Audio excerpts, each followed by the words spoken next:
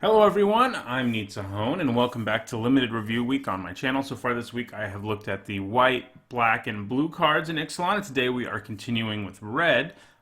Remember, if you want to see how it is I come up with the grades for these cards, there should be a link in the description below that can take you to the grading guide. Also, keep in mind, these are all my first impressions of the cards without actually having played them. First up, we have Angrath's Marauders, which are 5 generic and 2 red, is a 4/4 human pirate at rare, and it says if a source you control would deal damage to a permanent or player, it deals double that damage to that permanent or player instead, okay? 7 mana for a 4/4 is obviously pretty bad, but doubling what your damage is, no matter how it's being dealt to your opponent, is actually quite good. This is the kind of card that you can play in the late game and it can just help you win. The problem with the card is that it's in a color that's usually going to be pretty aggressive if it's not running dinosaurs or something. And getting to 7 mana is not like a guarantee at all. This isn't really a card you're going to want in your opening hand, for example, because you're just not playing it for a while. But it does have a powerful effect. It also has a very small body, which means it can die pretty easily. Also worth noting that it's basically an 8/4 because it doubles the damage it does as well. So, you know, it's a little better than a 7 mana 4/4.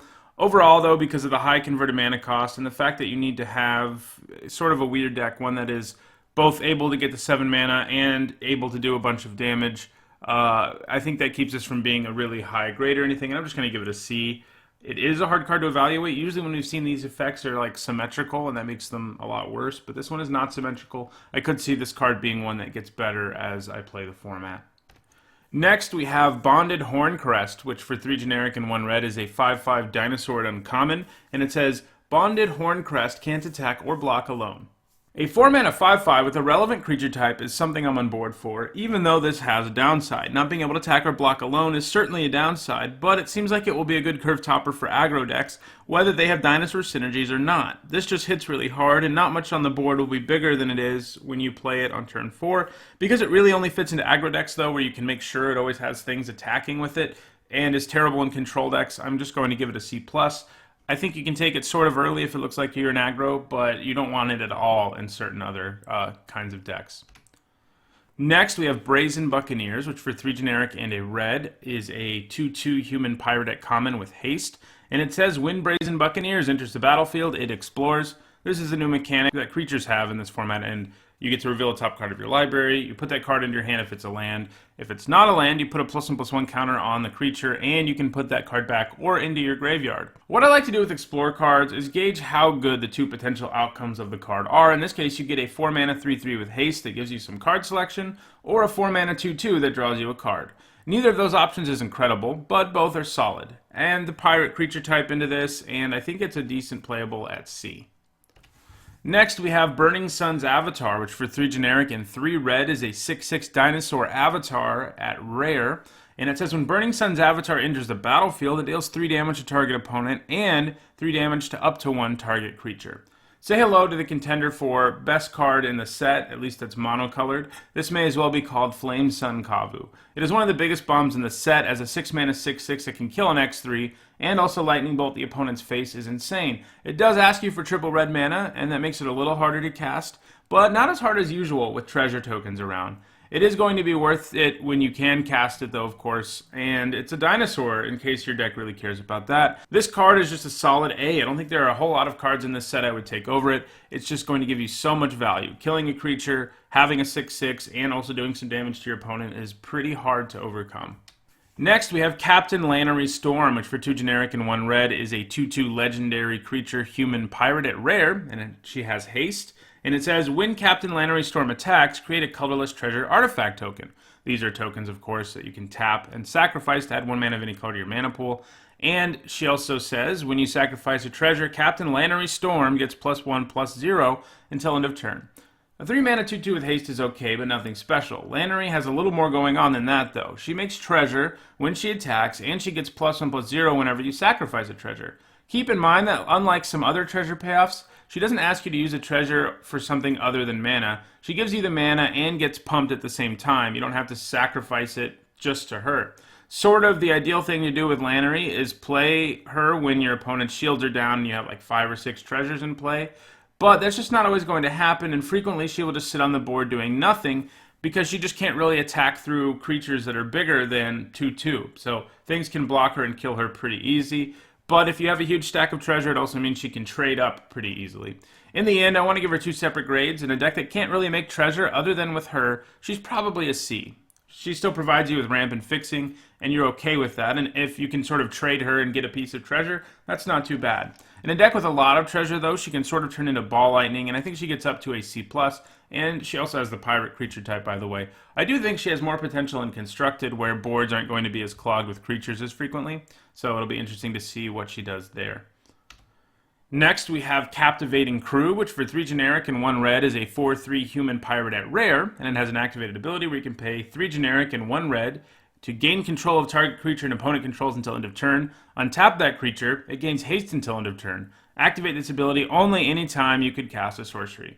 This is a pretty powerful card. 4 mana 4/3s are already things we're pretty happy to play, about a C, maybe even a C+, but this comes with an insane activated ability, a repeatable threaten effect.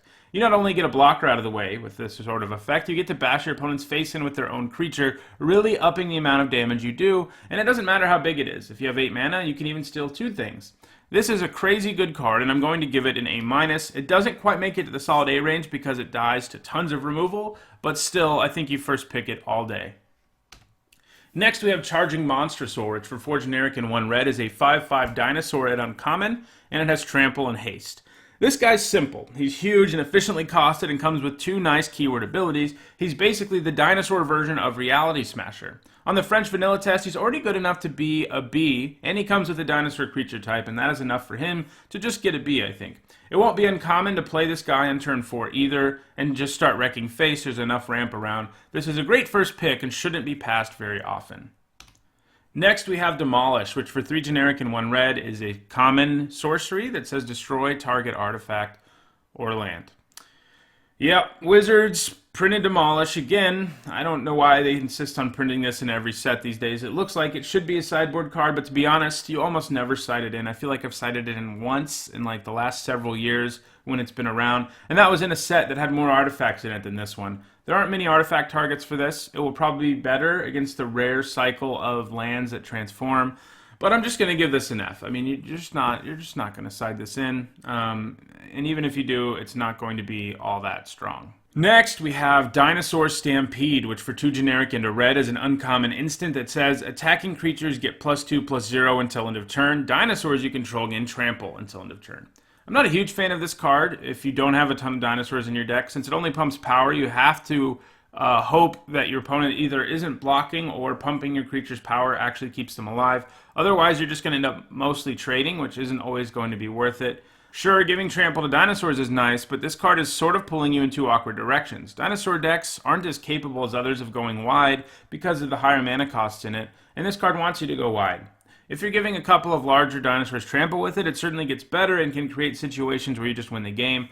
So I think in a deck without a whole lot of dinosaurs in it, it's like a D. And I think when you really get there on dinosaurs, it's probably a C. Still not a card I love, but certainly playable. Next we have Dual Shot, which for 1 red is a common instant that says Dual Shot deals 1 damage to each of up to 2 target creatures. Another reprint, but this isn't one I'm upset about like I am with Demolish. It's an okay card. When it can be a 2-for-1, you feel pretty great, but that honestly isn't that often. I do think you can mainboard this card, but you're probably only doing it if things kind of went bad in your draft, and I think that means it's a D. Out of the sideboard, it is a card I like a lot against opponents with lots of X1s, and there it gets a C.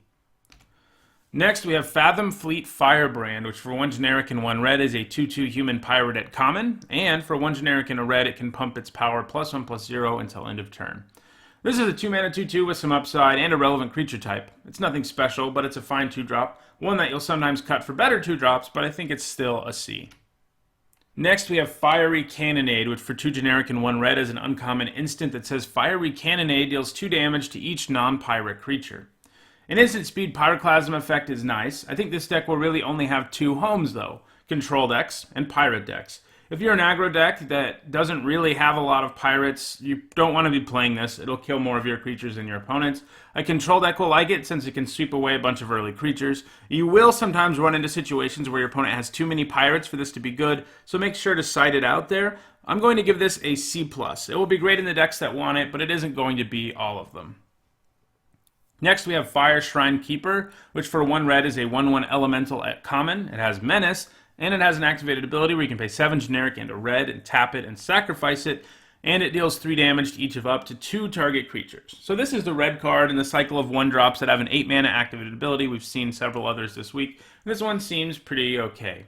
As a 1 mana 1/1 with Menace, you can get in for some early damage with it and also trigger Raid early in the game if you need that. Then in the late game, it can lightning bolt 2 creatures. Not going to be hard to find a way to get a 2-for-1 with that. Still, like all of these creatures, their effect is for the extreme late game, and you're just not always going to get there, even in a world with treasure. I do think this is a solid C. You'll probably play one a lot of the time because it can do something at the beginning and the late stages of the game, but more than that is probably not a good idea.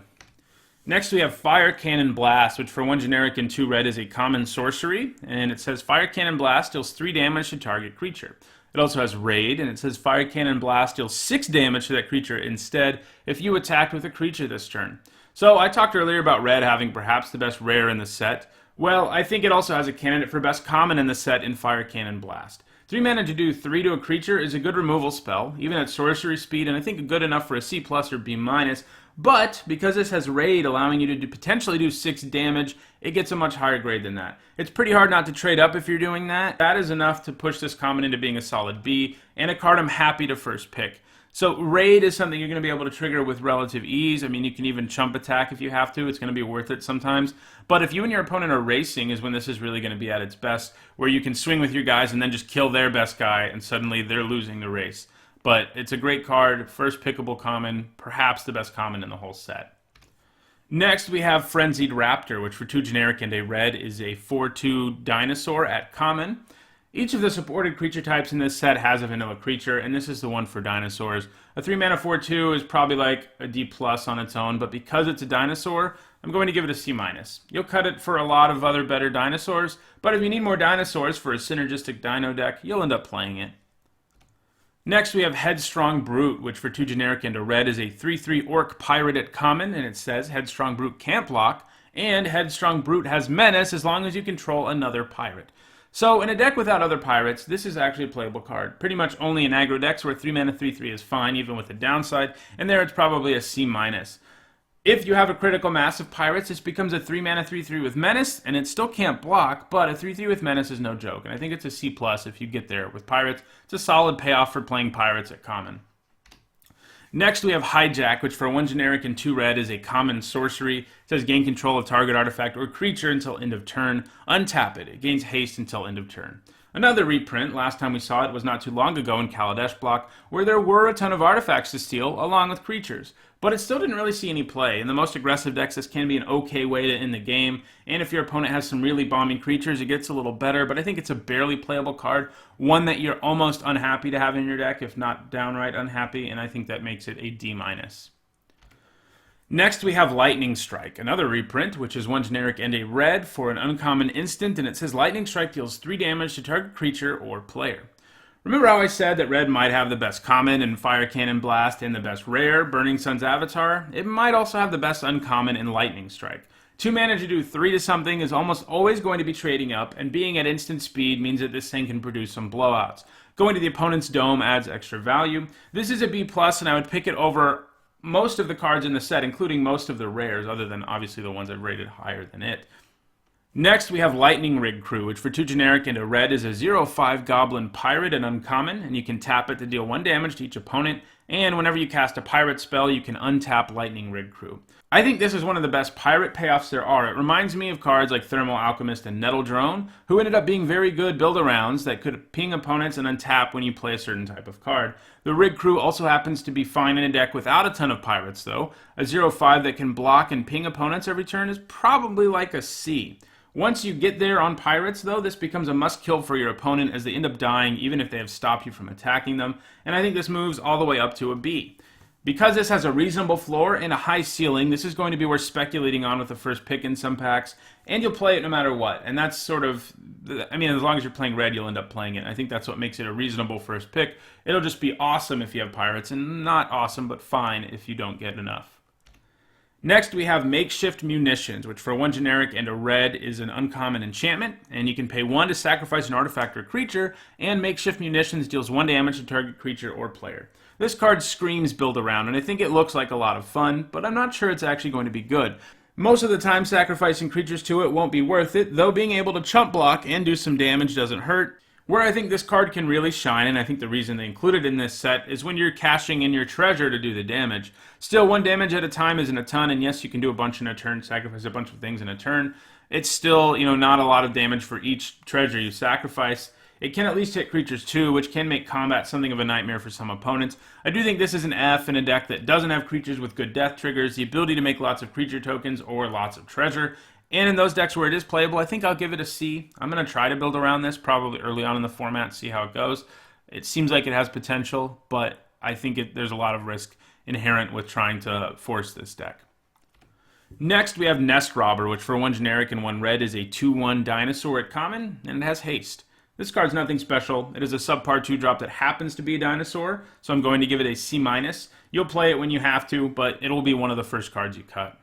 Next, we have Otepec Huntmaster, which for 1 generic and 1 red is a 1/2 human shaman at uncommon, and it says dinosaur spells you cast cost 1 less to cast, and you can tap it to give a dinosaur haste until end of turn.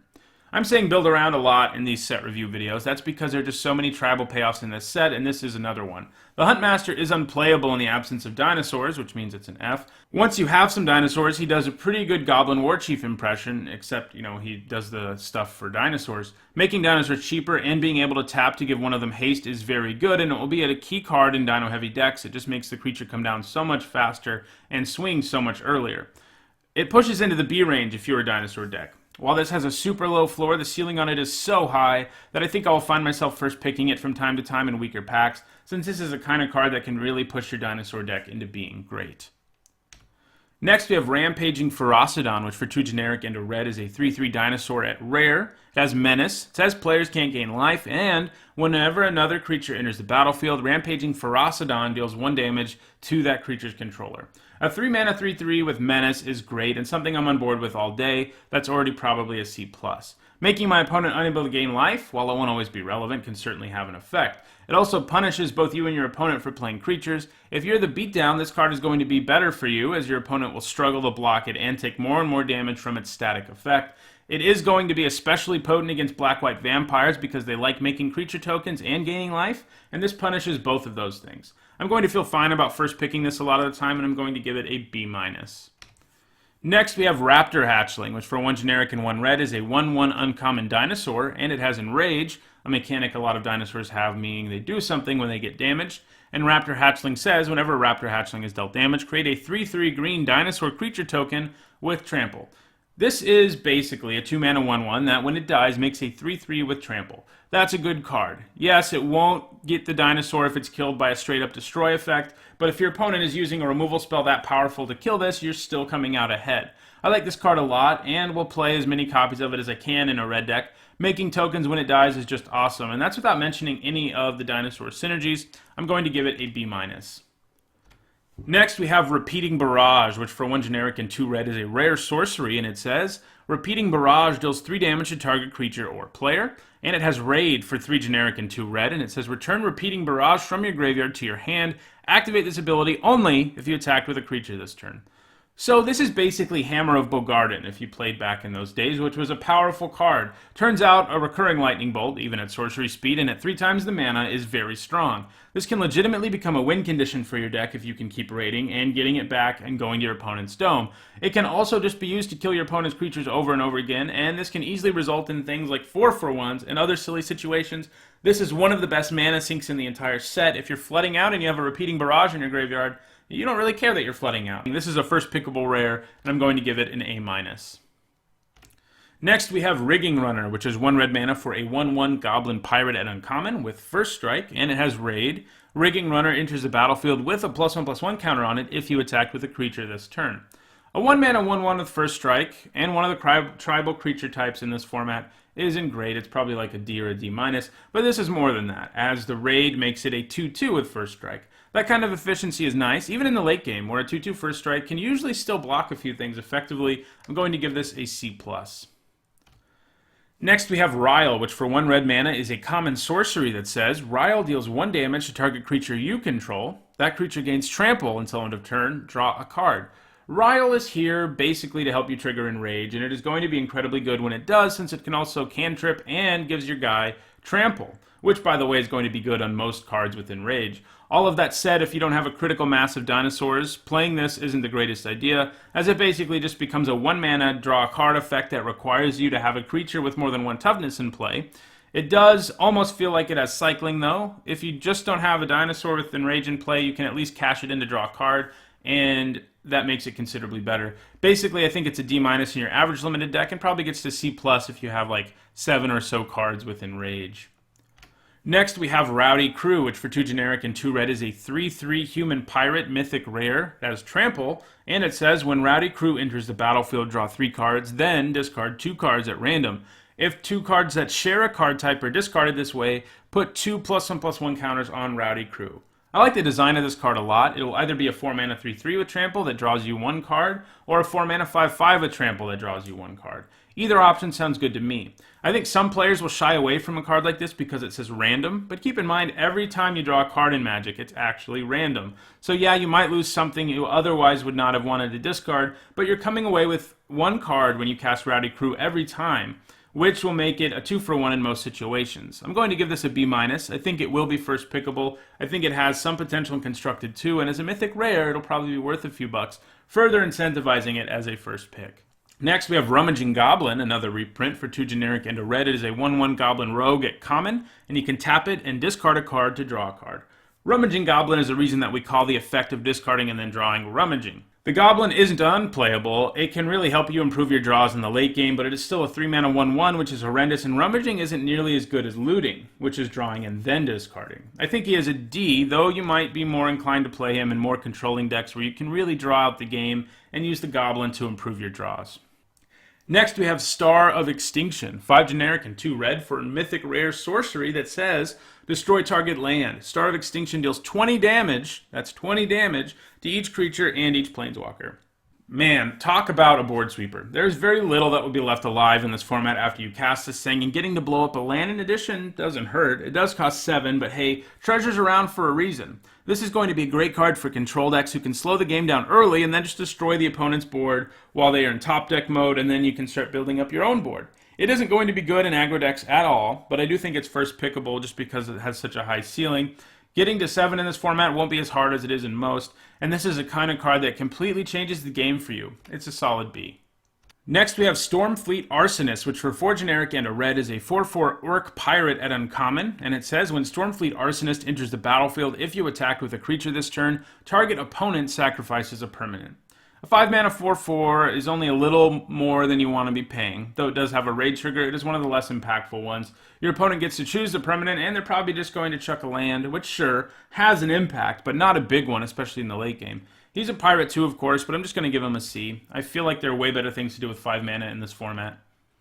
For example, Stormfleet Pyromancer, which for 4 generic and a red is a common human pirate wizard, who is a 3/2, and it also has raid, and it says when Stormfleet Pyromancer enters the battlefield, if you attacked with a creature this turn, Stormfleet Pyromancer deals 2 damage to target creature or player.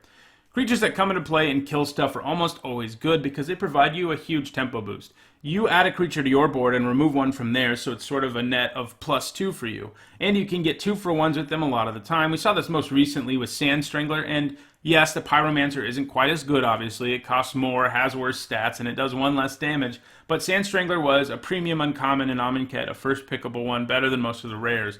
Both of them ask you to do something to get the damage effect, and the Pyromancer is probably asking a little bit less. Attacking with a creature isn't too hard to do most of the time.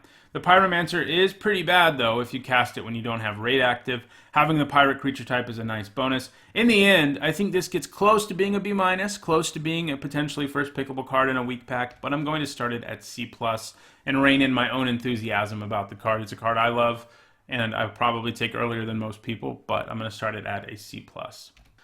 Next, we have Sun-Crowned Hunters, which for 4 generic and 2 red is a 5/4 dinosaur at common, and it also has Enrage, and says, whenever Sun-Crowned Hunters is dealt damage, it deals 3 damage to target opponent.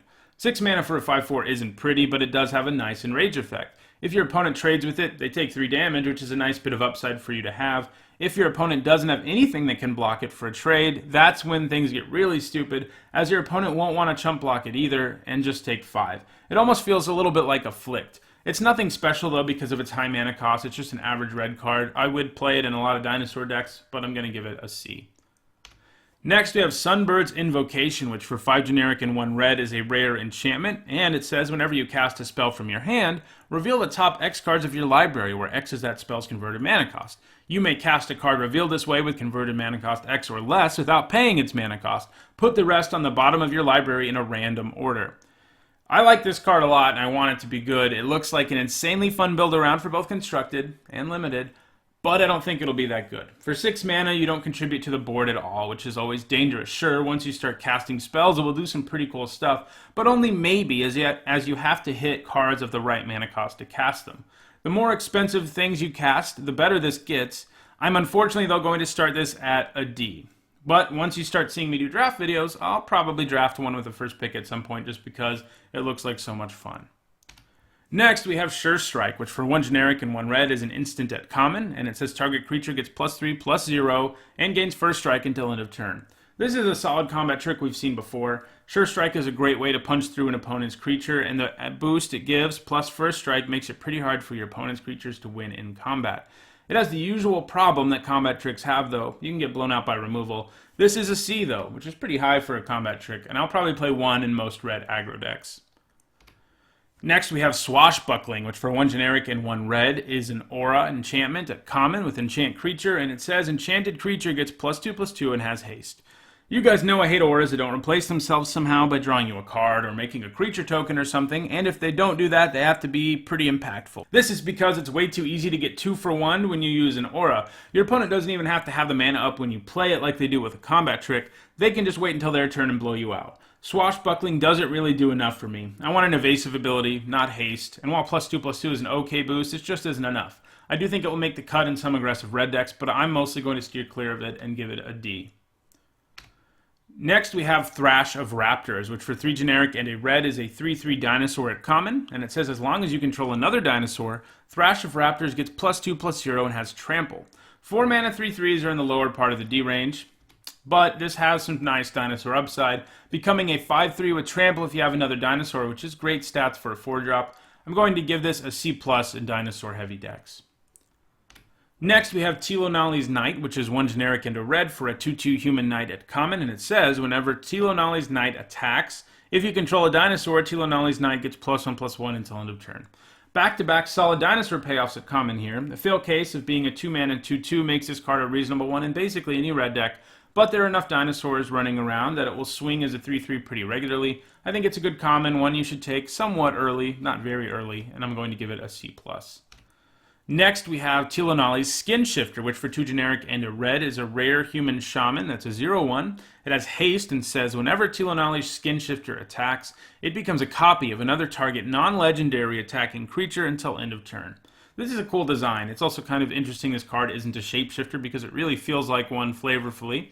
But anyway, a 3-mana creature with haste who can copy your best attacking creature is good, and if you could guarantee me that's what this will always be, this would be a great card, but you can't guarantee that. This guy's pretty much useless alone and underwhelming copying 2/2s and the like.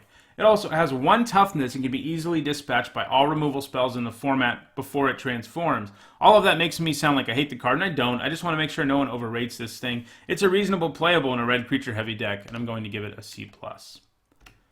Next, we have Trove of Temptation, which for 3 generic and a red is an uncommon enchantment, and it says each opponent must attack you or a planeswalker you control with at least 1 creature each combat if able. It also says at the beginning of your end step, create a colorless treasure artifact token.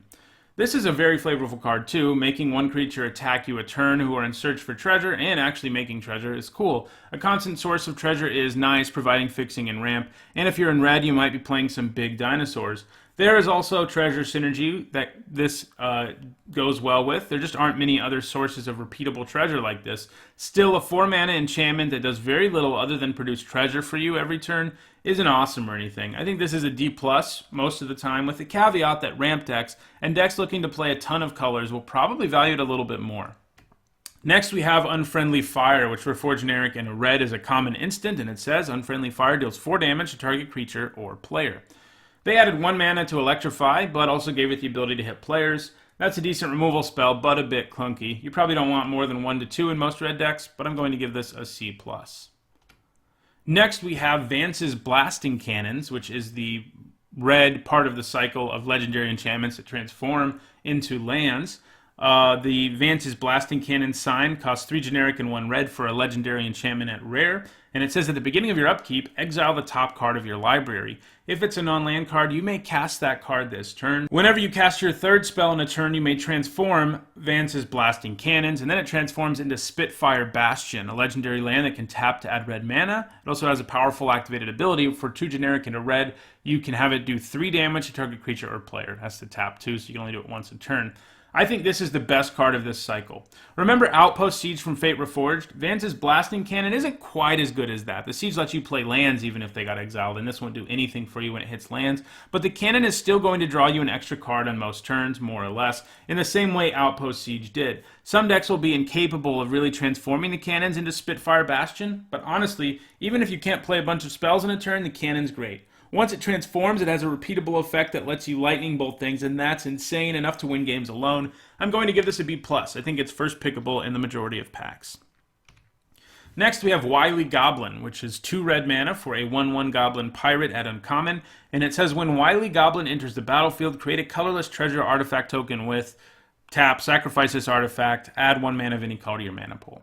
So, red gets fixing in this format, which still feels a little weird to me, and that is the primary purpose this little goblin will fulfill, since a 2 mana 1/1 is pretty terrible. He is a pirate, for what that's worth, but I don't really see myself playing this unless I have tons of fun things to do with treasure, like ramp and fix, or have other synergies for it, so I'm going to give it a C.